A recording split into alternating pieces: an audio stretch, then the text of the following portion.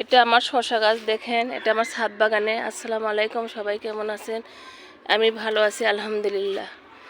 এই দেখেন, এভাবে কিন্তু পলিথিন দিয়ে থোয়া লাগে, তাছাড়া কাঠবিড়ালি খেয়ে ফেলে দেয়। এই দেখেন, এখানে কিন্তু কাঠবিড়ালি খেয়ে ফেলে দিছে। আর এইটা কিন্তু আমি কিভাবে পারি সেটা আপনাকে দেখাচ্ছি। কারণ একটু কষ্ট হয়ে যায়, যেহেতু এক হাত দিয়ে ভিডিও করা, এক হাত দিয়ে পারা।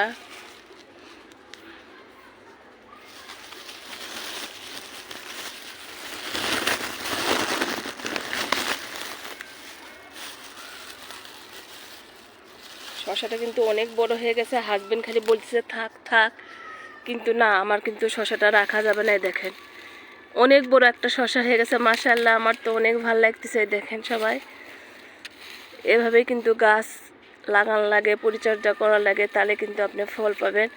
সেটা আমারও হয়েছে। দেখেন, অনেক বড় একটা কিন্তু শশা, কিন্তু আমি